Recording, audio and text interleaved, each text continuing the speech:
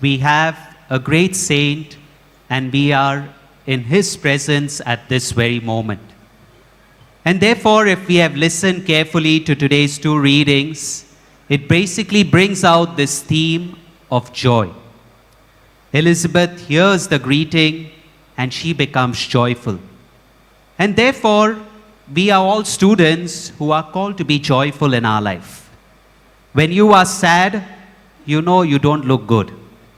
And therefore, we are all called to be joyful people. And so, I would like to begin with a small little joke. One day, a robber wanted to rob something. And so, he was from the corner of his eye, he was looking at when the family would get out of their house. And this family was preparing to go on a tour. And so, as this family left the house, this robber saw them leaving the house, and he slowly, at the dark of the night, he starts to go towards the house. But he is not yet sure whether everyone from the house had left the house. And so he first rings the doorbell. And upon realizing that no one is coming to open the door, he breaks the lock open and enters the house. And when he enters the house, he goes a little further and says, "Is anyone home?" And he does not hear a voice. He again repeats and says, "Is there anyone home?" And suddenly he hears a voice, "I see you, and little Johnny sees you." So he, hearing that voice, he flashes his torch. And he flashes his torch and he realizes that the voice is coming out from the cage. It was a parrot who was saying, "I see you and little Johnny sees you." And so this robber laughed at himself and said, "You are saying this, but who is little Johnny? Is that another parrot who's going to come and make the sound?" And the parrot once again says, "I see you and little Johnny sees you." And at this robber becomes very angry. And he says, "Who is this little Johnny?" And the parrot says, "Little Johnny is sitting down." And as the robber flashes the torch below the cage, he sees a Doberman who is ready to pounce on him. My dear friends, this is the joy that we are called to resonate. Just as this joke brought joy into your life, we too are called to be joyful. When we look at St. Francis Xavier's life, he at the start wanted to gain fame. And that is why we have heard this beautiful saying, "Fall in love with Christ and he will transform your life." St. Francis Xavier at the age of 9 lost his dad. And when he lost his dad, he decided that I am no longer going to become a soldier in any army, but I will become one of the greatest professor and I will gain fame in my life. But this dream of his was shattered and another greater dream came to his mind. And this dream came to another great person, that is Saint Ignatius of Loyola. Saint Ignatius of Loyola put the simple words from the gospel to Saint Ignatius, to Saint Francis Xavier.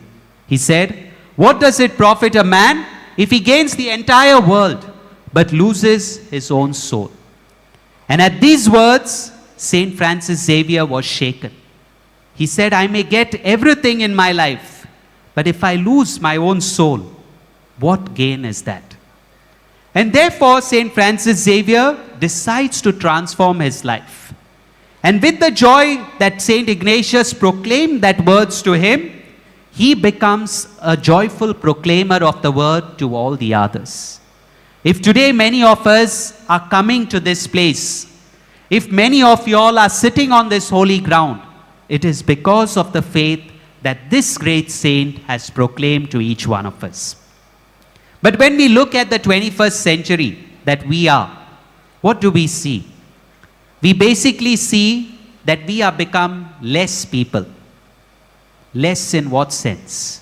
In this generation, everything is technology based. Everything is cashless. You have to just use your Google Pay and pay. Everything is fireless. You don't use any more firewood now. And similarly in our life, many a times we are become Jesusless. We don't want Jesus in our life. But in our life, we are called to keep Christ at the center. And therefore, to draw a small inspiration for each one of us, I would like to take this word of the acronym JOY and try to give you a message that you are called to remember. J-O-Y. Just 3 alphabets. J stands for Jesus. Remember, my dear friends, St. Francis Xavier, when Ignatius put the words to him, he became a man of God. He transformed his life and he said, above God, there is nothing else. And therefore, I need to cling to God, and everything else will fall in place when I cling to God. When we have God in our life, everything else will fall in place.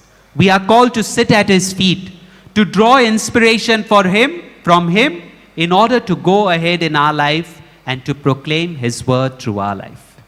Therefore, the first thing, keep Jesus at the center of your life. O stands for others. St. Francis Xavier, after drawing inspiration from his master, St. Ignatius and Jesus himself, comes to a foreign land, not knowing the people, not knowing the language. He comes in order to proclaim this gospel to all the others. And how does he proclaim the gospel? He simply goes around being a joyful witness. And therefore, through that joy that he resonated, many of the others came closer to God.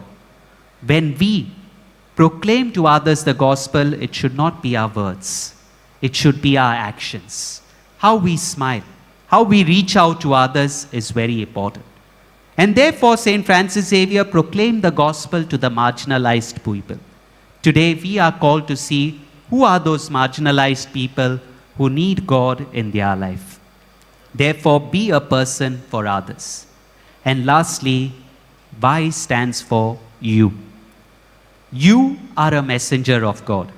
You are the one who is called to take this message forward. It is not others. When we can receive this gospel, we too can go and proclaim this gospel.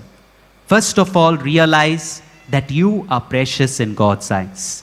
And when you realize that, you will go on to proclaim this gospel to many others. So during this Eucharist, let us pray that just as Elizabeth received this message of joy and was ready to go and give witness to Christ, we too, like St. Francis Xavier, may be true witnesses of the gospel and may carry his message by being joyful witnesses in our own life. Amen.